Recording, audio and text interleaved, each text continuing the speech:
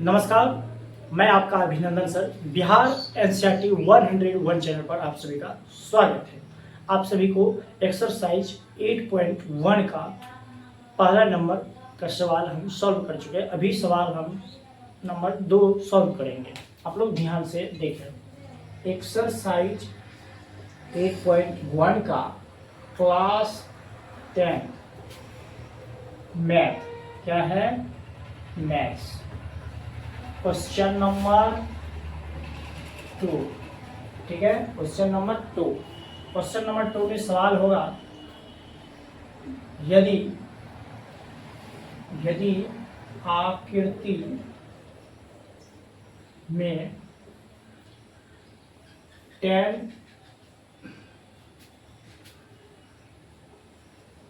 10p minus cot r बराबर का मान ज्ञात करें। क्या कहता है? मान ज्ञात करें। इसी तरह से सवाल है और आकृति दिया गया हो, ठीक है। आकृति किसी भी तरह से दिया हो, आपको याद रखना है, ठीक। इधर 12 दिया हो सेंटीमीटर है, इधर 13 सेंटीमीटर। आपको ये ज्ञात करना है। ये P है, ये Q है, ये R है, ठीक है।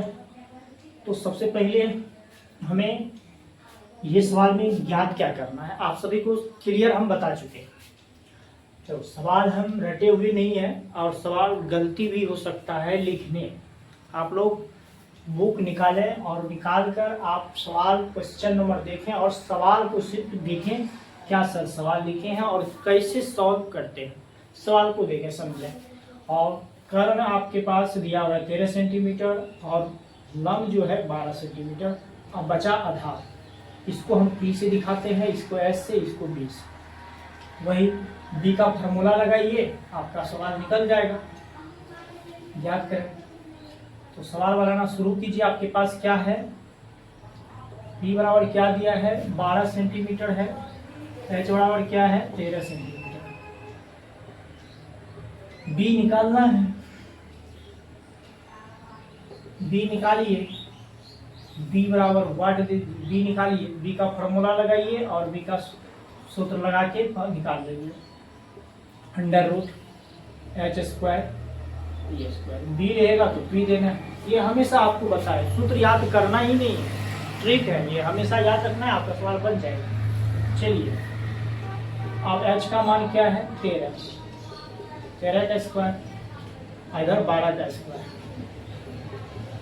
बस उस वीडियो में मैं बताई थी आप सभी को कि 1 से लेकर 30 तक वर्ग याद रखें। अगर नहीं याद रहेगा, आपसे सवाल बनाने में समय लगेगा और टाइम लगेगा ज़्यादा थोड़ा। तो B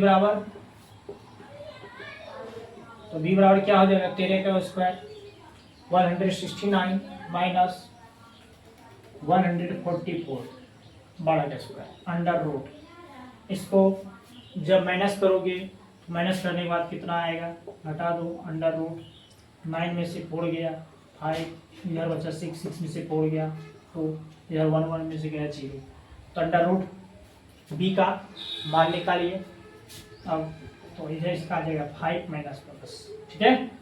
यहाँ तक हम लोगों का बेस निकल गया 5। अब हम लोगों को निकालना क्या है, ज्ञात क्या करना है। अब यहाँ से हम लोग 10p और cot r का मान निकालेंगे, तब वो बैठाएंगे, ऑटोमेटिक हमारा सवाल बन जाएगा।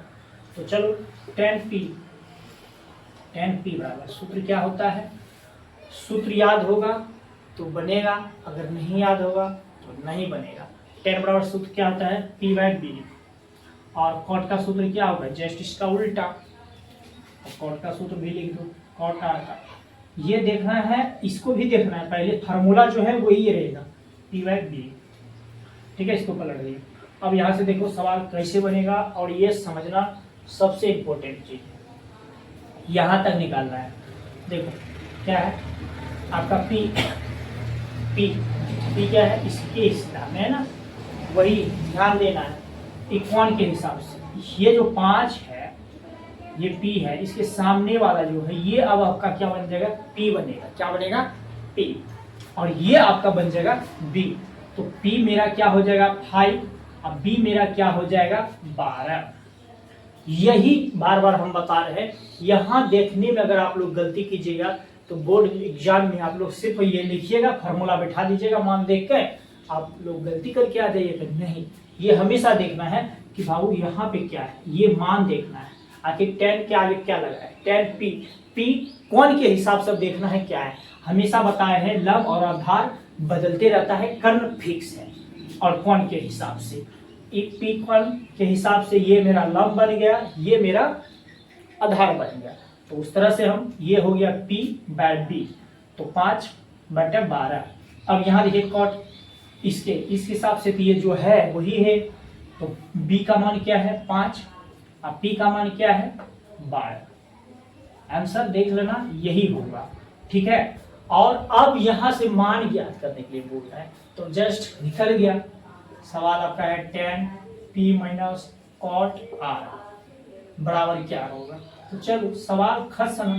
क्या है 5/12 माइनस 5/12। आंसर निकाल के देख लेना, 0 ही होगा भाई। अगर आप लोग को सवाल ये अच्छा लगा होगा तो वीडियो को शेयर भी करो, और ताकि दूसरे स्टूडेंट के पास भी ये वीडियो जाए और वो भी देखे और वो भी समझे। और आसान भाषा से आसान तरीका, Hindi medium pure Bihar NCERT board का, कोई यहाँ आपको ओलझोल नहीं मिलेगा। सवाल बिल्कुल क्लियर सिखाएंगे, नेचुरल के तरह। आप अगर सवाल को देखना चाहते हैं तो आप स्क्रीनशॉट ले सकते हैं, लिख सकते हैं, और आप सवाल को समझ सकते हैं बिल्कुल अच्छे तरीका से। सवाल देखिए, कोई ओलझोल नहीं है। अगर मेरा आप पहला वीडियो, दूसरा वीडियो, तीसरा वीडियो, ये चौथा वीडियो है, अगर देखे होंगे तभी आपसे ये सवाल बनाने में आसान होगा। नहीं तो नहीं बना पाएगा। बना भी पाइएगा अगर आप किसी अन्य टीचर के पास पढ़ते हैं, अगर आप सूत्र को याद किए हैं, अगर आप पहले से समझे हैं, तो मेरा भी सवाल आप समझ सकते हैं। हम ऐसा नहीं बोल रहे आप नहीं समझ पाइएगा। अगर नहीं पढ़े हैं तो सबसे पहले मेरा video first, second, third, fourth ये देखिएगा, तब यहाँ सवाल बनाने में मजा आएगा।